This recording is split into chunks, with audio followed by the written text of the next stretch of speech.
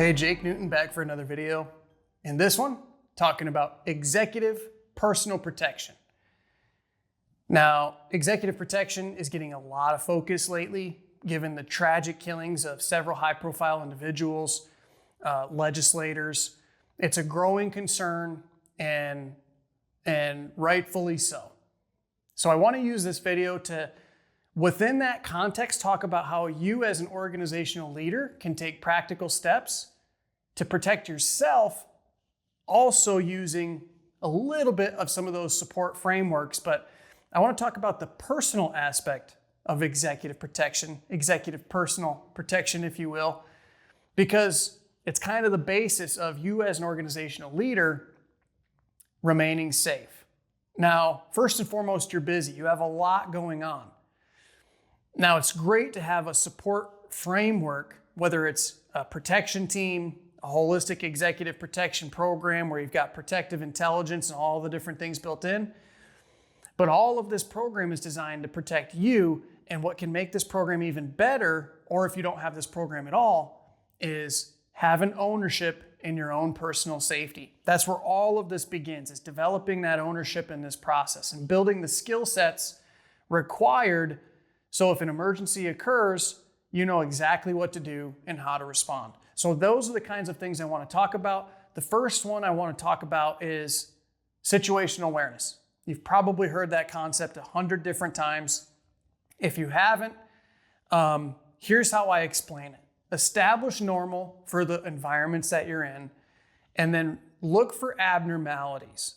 Easily done. You can have your guard down in your own house, but when you go to an entirely foreign environment, well, then you might have an increased level of awareness because it's harder to establish what is normal, perhaps, and then looking for what those abnormalities are might take a little bit of time.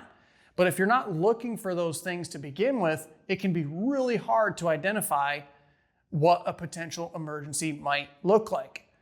So having those practices built in and just recognizing the different environments you encounter, take a little bit of time, use that awareness to your advantage, and try to identify if there is something that causes your intuition to spark, causes you to feel that concern. Act upon those things. Don't take it for granted, but practice situational awareness. It couldn't be overemphasized. The second thing, control your public exposure. Online, look at all of the different ways that you might be broadcasting to the public of where you are or what you're doing or what you're up to, or maybe you have somebody managing your portfolio for you. Have a conversation with them. But don't broadcast where you're going to be beforehand. That makes it harder to protect you and gives individuals the insight of where you might be or where you might be going. And that gives them the ability to plan, which is exactly what we don't want. So limit your public exposure, tighten up your privacy settings, and allow those that are managing that to have the understanding of what that looks like from a safety and security mentality. It just takes some time to think about a little bit and implement those measures because it can mean all the difference. The third thing is, if you feel vulnerable in areas, get training. Several years ago, I moved out to Washington, D.C. And shortly after I moved out there, it was 2015, there was a case where a successful CEO downtown was taken hostage alongside of his family for about 19 hours. Their house was burned down. It was a former employee that ended up doing this. So it was kind of an insider threat of sorts. And they were bound by duct tape and they ended up getting tragically killed. Now, we know that there's ways that you can learn skills to survive a hostage situation. That we know that there's ways that you can defeat restraints like duct tape. So if you have these vulnerabilities and you have particular concerns, like if you are at a public venue and you're concerned about getting harmed, well, work with people, identify different ways that you can keep yourself safe by maybe choosing a different venue or choosing different things to do that provide for your safety and security. It's another lens to look through, but again, that goes back to that ownership piece. The last couple are, if you do have a support team looking after you, Take the time to get information about the destinations that you're going to be going to. What are you up against? What kind of risk factors? Where's hospitals? What are the things that are going to be the most risk? What are the things that are going to be just standard run of the mill? Take a little bit of time, get that briefing. If you don't have a support team doing this, I highly encourage you taking a little bit of time, whether it's on a domestic trip or even internationally, do some research. Identify what that location risk is going to be looking like and recognize that you as a leader in the organization are probably going to have some increased risk just based upon the position that you hold in the organization you represent. So dress accordingly, plan accordingly. Don't create exposure for yourself personally when you're going around the globe.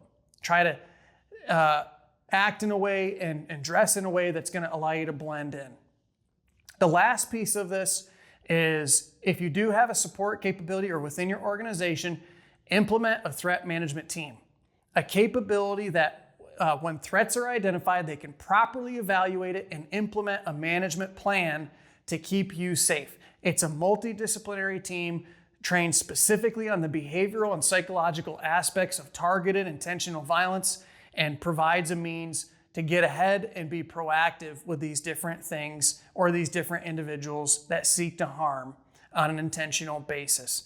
So look after that. Behavioral threat assessment and management, if that's not a concept you're familiar with, it can't be overemphasized. But all of these different things, implement them for yourself, implement them for your organization, and that's going to help you remain safe and secure as an organizational leader. The last thing I'll say is if you're a leader providing for your executive, try to help have this conversation with your executive so that they can build that in and you can have safety and security for them as well as all of the individuals within your organization. So thanks for watching. Go to cpps.com for more information. Subscribe to our channel, make a comment wherever comments go if you want more content like this. But until next time, cheers.